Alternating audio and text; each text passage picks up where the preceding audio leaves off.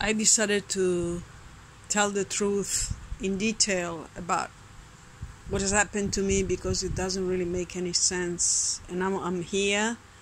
I mean, the result of that, like I'm here.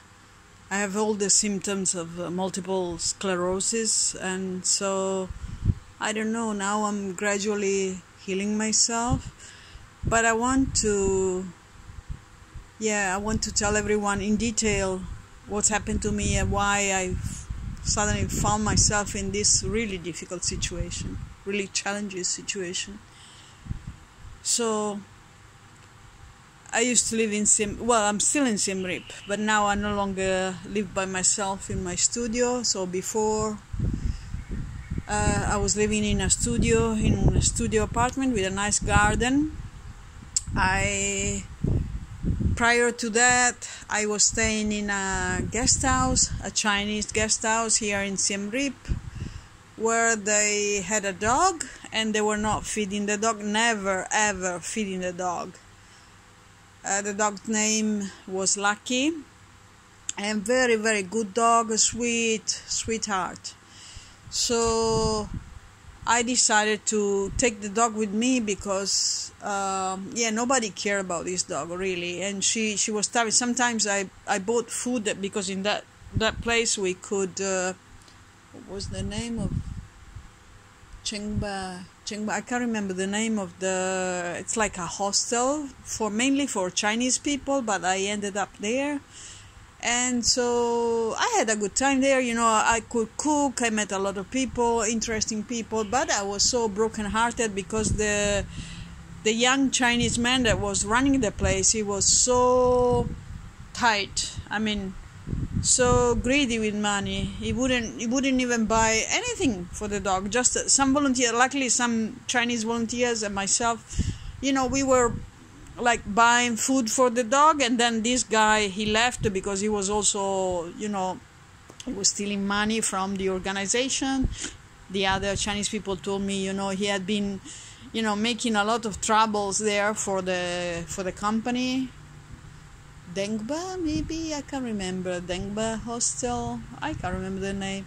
Anyway, then luckily after this guy was gone, then good people came, and I was taking care of the dog, but these people, they come and go, so it's not really, and there was another guy that was also into money big time, and he was always concerned, oh, why are you buying beef for the dog? Oh, why are you buying this? Why are you buying that?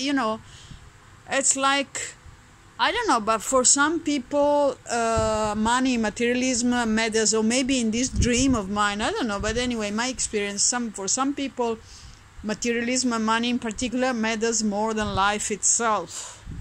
And this for me is unbearable. It's so painful to see, so painful to witness, and it's like, is this really the purpose of our existence? Anyway, it's not up to me to judge, so I should not judge anyone, but when I finally decided to move into this apartment by myself in Siem Reap, I decided to take the dog also because there is this voice in my consciousness that I believe to be God's voice. Oh, I don't know. Anyway, I believe to be God's voice, who told me, take the dog with you. Don't leave the dog there, because nobody, it's like, now, when I was there, then suddenly there were nice people, but these people were about to leave as well. So what was going to happen? This dog was never fed properly. So I thought, oh, what the hell, they couldn't care less about this dog. So I took her with me. And I was going to the market every day to buy, fresh meat for her. And I'm vegan. Just to let you know, I'm vegan, but I saw that the dog was in really poor condition, so I bought liver for her, I bought chicken meat, and then I was cooking pasta for me, so I was trying to give her the best food ever for a dog, because I don't believe that, though I'm vegan, I don't believe that dogs are vegan, so I thought, okay, she needs meat, I'm going to give her meat and everything. But after about maybe a year or a year and a half, she got really, really sick.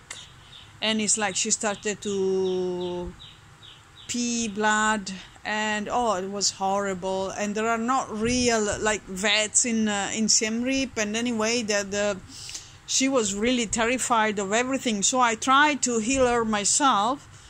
I healed a cat when I was in Japan. I don't know whether I did the right thing or not, but anyway, I did my best. I was I really tried my best. She couldn't walk anymore. She was like paralyzed. Her legs were no longer. She was scared of everything, and so I was basically giving her assistance like almost 24 hours a day, you know, changing her whenever she peed or she did something else, you know. I cleaned after her, and I was mouth feeding her, making sure she didn't get dehydrated. Anyway, I did my best, but in the end, this poor girl, Lucky, she died. That was really, really hard for me, but anyway. So after that, I buried her in my garden. I buried her in my garden. And then after a while, you know, I tried to move on, and anyway, I was going every day. I was going for a walk along the river in Siem Reap. It's very beautiful. There are a lot of flowers, colorful flowers. So I took care of myself, you know. I just needed a break from that because it lasted a long time. I took care of Lucky for a long time until the moment where she died.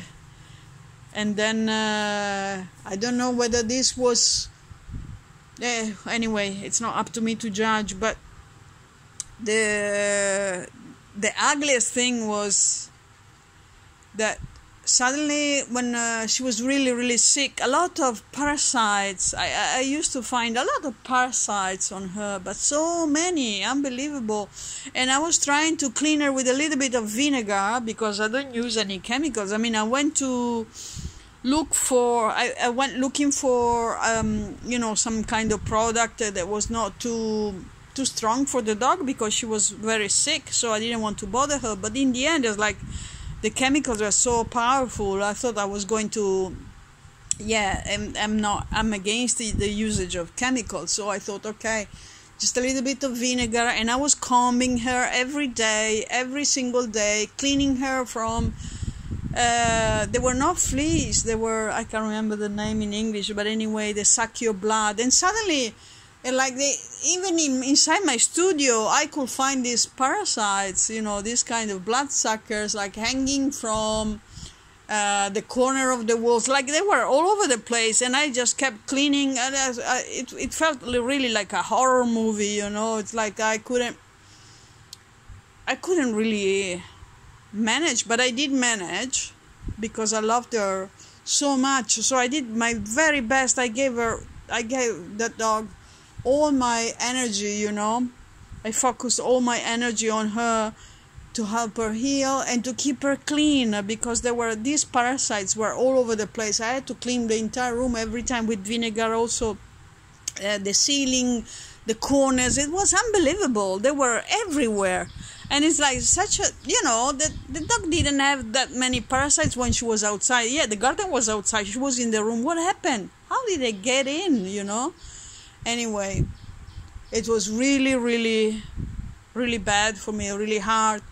And so after that, I decided, okay, after she died, I had to move on. I cleaned my entire place, disinfected all, you know. I think I got rid of the towels I was using for...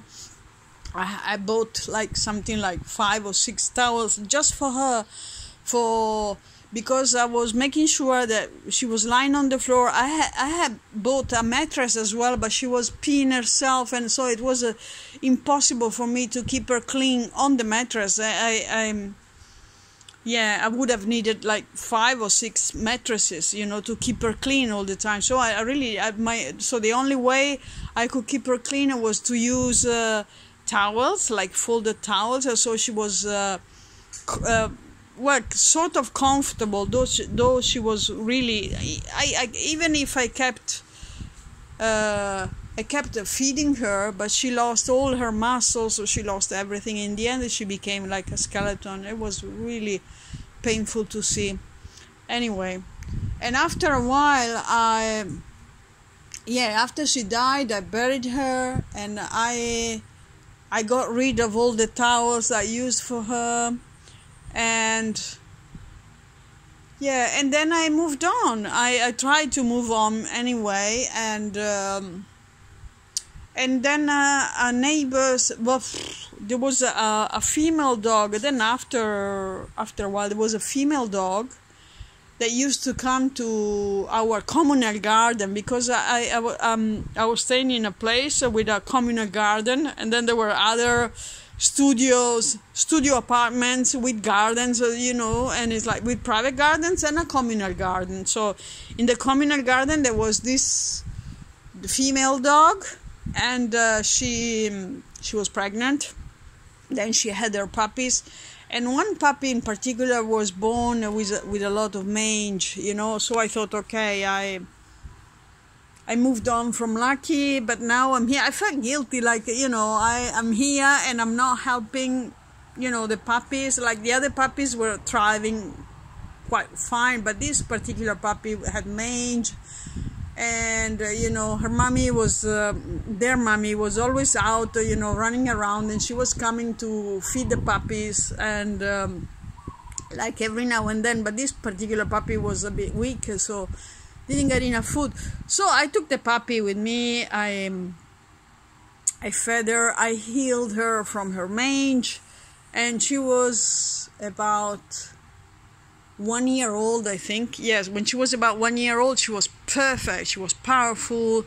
I fed her a lot of meat as well, and pasta, because I was cooking pasta for me. She loved pasta, eggs, especially protein, animal products, because I don't know, I have no clue about, turning animals vegans. But anyway, she was she became very, very, very happy. In fact, I called her Happy, and everybody loved her. She was, friendly, just, a little dog, but beautiful little dog. And until one day, she got her first period as well, and so I was kind of worried about the male dogs, coming to mate with her, because she was only nine months old, I think, or something like that. Anyway, but everything went fine. I kept her inside the garden, and I kept an eye on her, making sure that the male dogs wouldn't get to her. And so I thought, at least, she can have puppy maybe a bit later. Oh, I know it's not up to me, but I couldn't deal with that at the moment. And then she was really still a puppy herself, so I thought it was a bit early. But anyway, so after that, she one day I saw her in the communal garden, and she had something in her mouth. She had like a blue square, something like a pill or something, and I thought, oh my God, that's poison. I don't know who put the poison in the communal garden, but maybe it was some kind of detergent for the laundry. I have no clue, because I also don't use detergent. I use baking soda.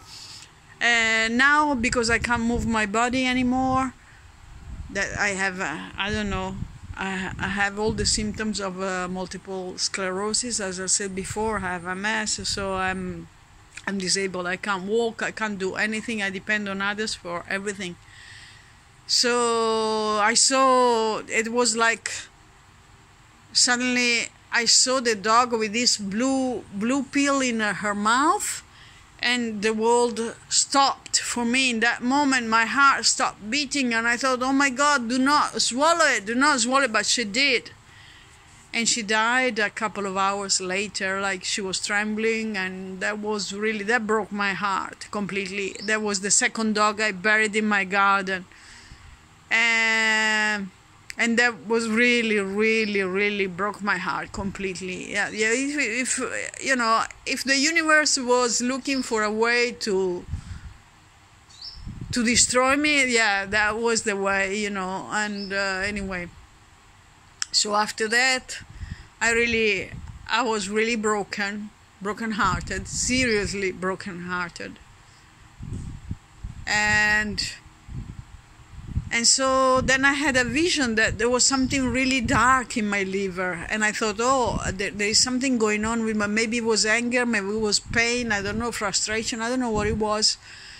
But I knew that I had to fast to cleanse my liver, to cleanse myself from all the things that had happened until that point. And so I did a water fast. In the meantime, I also finished my money. And I decided not to buy food anymore and just drink water, boil the water from, we were getting the water from the well. Yeah, pumping water, you know, you're supposed to buy drinking water in Cambodia. But anyway, I was boiling the water and then drinking it. And so I did that for about 2 months. But something happened. So after maybe a month and a half, something like that, I don't remember whether I had a vision of heaven before or after that. But anyway, yeah, maybe it was, yes, before. Okay. Anyway, one day after about a month and a half, my landlord, Richard, a very nice guy, very, very nice. I love him very much. God bless him. You know, this is a very nice guy. He understood because I always called him to pay the rent in advance. You know, I stayed there. I stayed in this apartment for maybe 2 years or something, and I was always, you know, pay the rent, keeping everything clean, watering the plants, even in the communal garden. When he was not there, I was watering the flowers in the communal garden. So I was like, you know, I was living in in a place where most of the people there were either alcoholics or addicts of some kind, you know. So it was not I mean, I'm not judging them. I think they probably depressed or something, you know. We do our best in this life, and but it was really hard to live in a place with this kind of people, because they don't care about anything else, you know. They don't even care about themselves. So of course, I was the only one, you know, cleaning, trying to keep the place nice. For them, nice is the kind of drugs you get, or, you know, how high you get, or drinking themselves to stupidity. Something that, okay, you know, there were people like about my age. I'm 53 now, but they were about my age. And if you, at my age, you're still like that, then it's, you know, life, it's going to get more and more painful, I think. But in my case, I don't know why, I was the only one that behaving like a Girl Scout, really. No, really, I'm not, because I did things in my past, you know. I'm not like the Holy Mary or something. Oh no, I did. I used to smoke a lot of ganja when I was younger. Yeah, I did get drunk every now and then with friends, you know. But then you get to the point when you don't need these things anymore. And then also because my health is so important, so I turned vegan, you know, and I gradually gave up everything, even gave up coffee. So I cleansed myself, I changed my lifestyle. I thought, you know, this is it. It felt like, okay, I'm doing the right thing, you know. And just when my second dog died, I felt so broken inside, like, oh my God. And then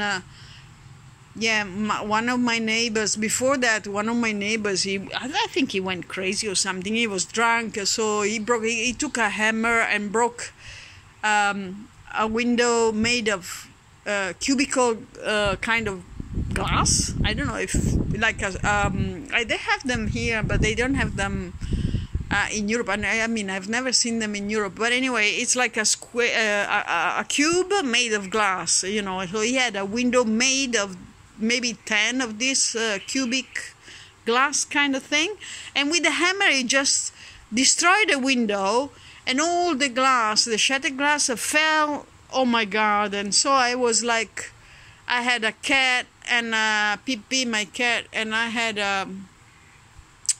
the puppy. I had Happy, that was a puppy at the time, in the garden. So I was so concerned, what the hell is it doing now? So I had to clean everything and then put it in a bucket, and it was very dangerous. Thank God I didn't cut myself. Then put it in my bucket, and then the devil inside me told me, now, empty the bucket on top of his motorcycle, so he gets the lesson. You did that to me, I'm doing that. And then luckily the angelic voice told me, don't do it, or it will never end. It will never end, because if you start with revenge and this kind of things, there is no way out. So I just emptied the bucket on the path to his house. So he would have to clean it himself if he wanted to. Because I was really... So it's like there was a conspiracy to destroy me, to destroy my soul, to destroy my love, to destroy everything I've always believed in. Because I believe in love, I believe in humanity, I believe in a lot of good things. So anyway, back to my point. Lucky died. I was doing the water fast, and then yes, my landlord Richard, he came with 2 police officers, and they made me sign, because at that time I had no money, and I didn't pay his rent for the first month that I fasted, and for the first time in my life I didn't pay rent. First time in my life I didn't pay rent. So he came with the police officers, and he made me sign because he knew I was sick. He could see it, and he knew me very well. He knew I was so precise, always calling him on the phone. Hey, Rich, I got your rent here in advance. I was the only one calling him in advance to come and get his money, for the rent. Anyway, and then he came with the 2 police officers. At that stage, I was not well. I was constantly lying in bed and drinking this water I was boiling, and that's it. I was not eating. I was starting to at that point I was not yet vomiting bile, but anyway, so I signed a sort of declaration where I said that I was taking I was the only person responsible for whatever happened to me, because I think Richard could feel that I was I could have died. So after I signed this, went back to bed, and then I think I passed out or something, and I found myself in a completely different place. And this place was made of rocks, and the rocks formed a natural pool of water, and the water was like crystal clear, completely divine water, very beautiful. And the place was surrounded by lushy vegetation, like really green, like a green forest or something, and everything was so sparkling, clean and beautiful. My dream of heaven, that was real, and I was there. And I was in this pool, and I was splashing water with another woman whom face I couldn't see. I couldn't see her face, but I could see the shape of her body, her hairstyle. And this woman, I met this woman in real life, maybe about a month after I had that vision, maybe a month. And she's one of the evangelists that later saved my life, And so a real person. But the feeling in the vision was incredible. It was like there was no thought process. I was not thinking. There was no feeling of individuality in me. So it was all all was one. I was just feeling. I was not thinking. I was just feeling, and that felt so good. So good that when I came back and I came back to my body, after that I came back to my body, and I was still lying in bed, and I thought, wow, that must be heaven. So I thought, wow, that's really the place where I want to be. That's the place where I want to be. That's the kind of heaven I want for myself. There was no civilization, just feelings and being joyful all the time. And this woman and we were fully dressed, like we were feeling like 3-year-olds would feel, playing, giggling, and yeah, we were laughing and laughing, and we didn't even need to talk because we were connected. The water was connected, the air, the trees, everything was connected. There was no feeling of separation. That felt so good. But then I had to come back to this body. And in the meantime, I realized that when I was getting up from bed to go to the toilet, I was walking like this. I was moving around. I think with the fast, I ate up all my muscles, and there was no muscles left. So then, okay, this is the part about the paranormal science fiction stuff, okay? Anyway, then the landlord, the mother and daughter and sister, sorry, he's a young man, he's in his 30s or something. So his mother came and the sister came, and they were like talking to me through the window because my bed was about a meter away from the window, so they could easily talk to me from there. And they were really angry, like shouting at me and telling me that I had to pay rent because this is not the way to behave. And they were really angry. And I looked at them like, can't you see, I'm not in a good condition. Can't you be a little patient? But I couldn't speak because I was too weak. At the point I was getting really weak. And then as I looked at them, they started laughing like a really witchy, like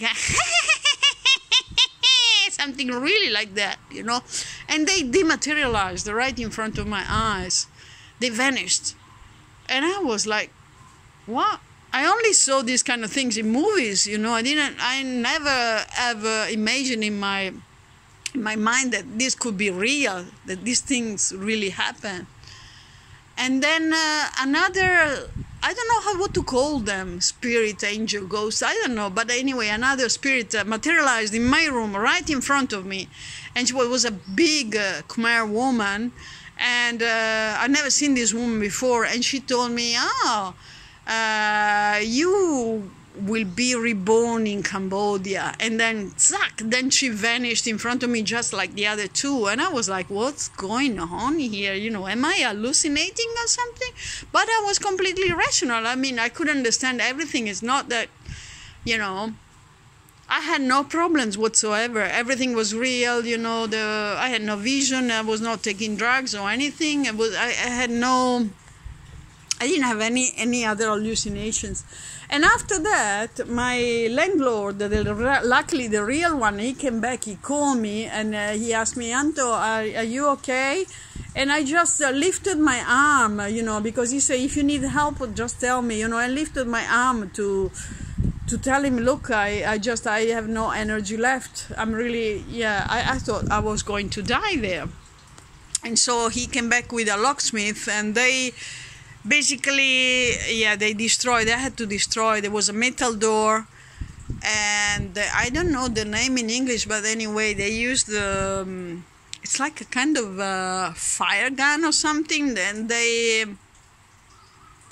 I remember the name in Italian, but I can't remember in English. It's like a flame kind of gun. Anyway, they destroyed the metal door. They got in, and then his mother, his real mother, not the spirit, his real mother came, and I apologized to her. She hugged me. She told me not to worry. She was really kind. I felt her warmth on my body. She was really kind. These were the real people. The real people are really, really kind. So I don't know what happened that day of the spirits, but anyway. And so she prepared a little shoulder bag for me, and then there was the ambulance outside waiting for me, and they took me to the Royal Angkor Hospital. And the Royal Angkor Hospital is I don't know. This is like the paranormal stuff. It was another dream, and they assigned a bed to me in a huge room. It was a room like in the military, where you have this huge room with 20 or 30 beds in them. And so, yes, I was in a room like that. at the Royal Angkor Hospital. If you are a foreigner and you come to Siem Reap, make sure you don't go there. Don't go there. So they didn't give me any food either. At that point, I was really starving. I was really, really hungry. So I didn't eat for over 2 months at that stage. And I was there and they took my blood. They did a blood test. And then I remember the only thing I liked about that place was the toilet. And luckily my bed was near the toilet so that I could somehow, like walk in, holding myself against the wall, get to the toilet, wash myself, do my things, because the good thing is they gave me mineral water to drink, and that was free. That was lucky. And then they came and they told me that I had to pay $600 per day to stay there. $600 for that? I mean, they just did a blood test, that's all. $600 for what? And they're like, there was I could call the nurses, but for what? There was no food, there was nothing. What would I call them for, Anyway, it was a really weird place. I played a lot of computer games, and was really, it was clean. It was not like horror computer games where the place is normally ruined.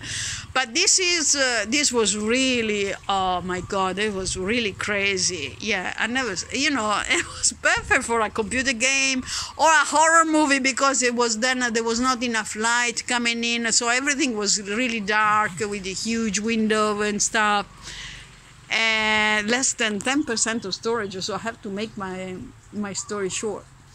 Anyway, so what happened next was that they were asking me for $600 a day. Yeah, in Cambodia, $600 a day. You can rent a villa for that money. But anyway, then they gave me my telephone. For some reason, someone connected the telephone, and someone from the Italian embassy called me, and they told me that there was this woman, and this is also another mystery. This woman, I could see her face, I read her name, everything. And she told me, well, that hospital is too expensive, so we have decided to move you somewhere else. Because for your parents, paying $600 a day is way too much. And I was so confused. I thought, okay, my parents are working class parents. They are in Europe. They are 80 years old each. So, oh my God, I didn't want to create problems to my parents, I was very concerned about that. So at first I say I don't want to move, because every time I moved I was vomiting bile. I started vomiting bile, and I was vomiting bile for maybe 10 days. It got a little bit better in the hospital. I don't even remember if they gave me an IV in that hospital. I don't think they did. They just gave me some water. I can't remember getting the IV there. They just gave me some water. It was like a warehouse with beds in it. It was not a real hospital. So if you are a tourist or whatever you are, if you come to Siem Reap, never ever go to the Royal Angkor Hospital, unless you want to shoot a horror movie. But anyway, then what happened was that, okay, in the end I got transferred from that hospital to the Siem Reap Provincial Hospital. The Provincial Hospital is a hospital for all. So I was taken to a bed. I was assigned a bed, and I was really lucky because that hospital was really packed with people. And it was, I think I don't know how it worked, because at that point I could not follow everything. But anyway, the woman at the embassy told me, don't worry, we are arranging everything. So everything was arranged. And then I arrived at the at the Siem Reap Provincial Hospitals, and luckily I had neighbors, near my bed. It was the same situation, huge room, a military-style room with a lot of beds. But there they instantly gave me an IV, to replace my fluids, because I was really, but I was so hungry, and thank God, some of the, and these were poor people, they say, like, not rich people, very poor people. I mean, whatever, but they were not rich people, okay? So they were normal people, common people in Cambodia. that they were hospitalized for whatever, for different reasons. Well, we were all together in this huge room, men and women together, and only the bathrooms. No, the bathrooms were not separated. The first come first served the kind of basis, and it was only, I think there were two bathrooms for, I don't know how many people were there, but there were many of us, only two, but anyway, it doesn't matter. I had a great time there because the people were very nice, and I was trying also to assist because my body was still moving a little bit, but moving. And then I was finally, someone saw that I couldn't move myself. I was really moving like Frankenstein in a horror movie. And so they gave me a wheelchair. But a wheelchair that, it's like if anyone else needed it, then they could take it and then eventually bring it back to me.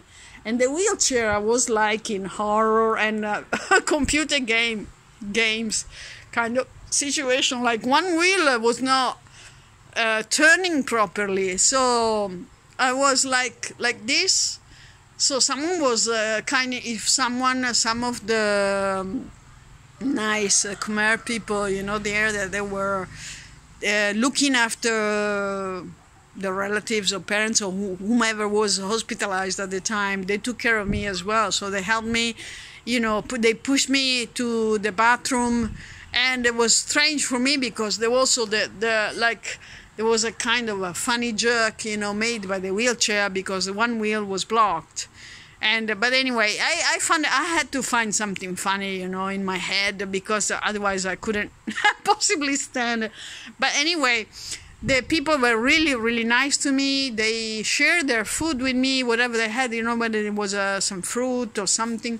And then one night, one guy came with two, and this I think is God. I don't know why God would give a vegan person like me milk, but anyway, this man, he bought two huge packages of Nestle that I also, corporation that I hated in my heart because I read a lot of literature about Nestle, what they're doing. Anyway, but it was Nestle milk, and there were two huge packages of this. So this man that I don't know, it came out of nowhere, and it's like I was so weak at that stage because I really needed some nourishment. And then he left, and so I started drinking this milk, and it was good. It was good. It felt good for my body. So I thought, okay, this must be God. God would never give me anything that is not good for me. And then another angel came, and he gave me, he had a huge package with a sandwich inside and with ham, an apple, and then I think a boiled egg or something. And he told me, excuse me, in English, excuse me, madam, but I have a company for, I have a, no, okay. I had a business for foreigners, and I take foreigners to Angkor Wat, so I'm just trying to prepare some lunch for them. Can you please give me your opinion about the lunchbox? So he gave me the lunchbox and then went to see his wife. And I ate that lunchbox like in no time, whatever, I was so hungry at that point, I would have eaten anything. And in fact, it was good. Anyway, it was good. Though for a vegan, eating ham is not appropriate, but I had no choice, and I was really I ate everything. And then I looked around because I wanted to tell him that there was the lunchbox was very good, but he was gone. He was no longer there, and I never saw that man again. So I thought, okay, God sent me another angel. And why is God doing this anyway? And then what happened was that they took me to do an X-ray of my body because my to check if there was something wrong with my bones. I had no clue what I had either. I didn't know what was happening, and so they pushed me with a wheelchair. They took me to this strange kind of dungeon, place. Anyway, they did the X-ray, and they turned me one side, the other side. And then one doctor that reminded me of another doctor I met in Malaysia. It was, I would have swore like he was the same person. Anyway, this man, he looked at me, this doctor, everybody else left, and it was just me and me on a wheelchair, with my head on one side like this, lying like this, because I couldn't keep my body straight at the time, and him. And he started scolding me, telling me, oh, you shouldn't have done this and that, why you doing that? And then he put a hand in his pocket. He had money, Khmer real. I think it was about 80,000 real or something. I don't know. I counted afterwards, but I didn't even count it because anyway, I was too weak to do anything. He put it in my hand, and I was just pushed back to my bed, like with the money in my hand, like this, with the money in my hand, like this, and I couldn't understand why is this doctor giving me money, But everybody knew, I think, in the hospital that I was starving. I was very hungry. I had no money on me. So the only way to get some food, so I started asking people, then giving them money. Can you please buy me something? Because in the hospital and near the hospital, there are places where they make soup, they make food. And so I started buying a little bit of food, for me. But then I gave all the money away because... it was not, they didn't know whether I was alive or dead or something. Maybe this was purgatory. I had no clue. So I started giving a lot of money away. Didn't care, keep it, just, buy something for yourself. So in no time, I finished the money. and then I thought, okay, it's, I don't know what's happening, but, it's, I was not thinking properly. My brain was not working like it is working now. So I didn't think. I was just doing everything that was in my heart. I was spontaneous, as usual. And then this woman, beautiful woman with her son and husband came to me, and they brought me like fish, huge fish. With rice, and I thought, oh my God, these angels, because for me at that stage then everybody was an angel. It's like, wow. And they were coming regularly, and then this woman started, they were Khmer people, and the little boy, the young boy, he spoke a little bit more English than the parents. The mother spoke a little bit of English, the father just, hello, how are you, that's it. Not much, but they were very kind, and their energy was very, very nice for me. It was like, oh, I loved them. They came regularly every day to bring me, I think they were bringing me lunch, and once a day they were bringing me this huge, but for me it was a lot of food, really a lot of food, and very delicious. And because I couldn't move my hand properly at the beginning, this woman, God bless her, a sweetheart, I still see this woman. Anyway, this woman, she mouth-fed me because I couldn't even, bring the spoon to my mouth. My arm was moving. I had no coordination anymore. And so, and God bless these people, really. And then this woman started telling me, why don't you come to my house?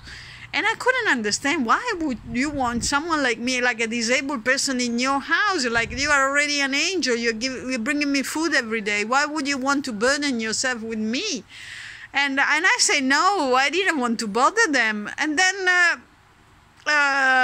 she gave me her phone number and everything. So I had, luckily we had Wi-Fi because I had no money. So I could use WhatsApp. We were using WhatsApp to communicate.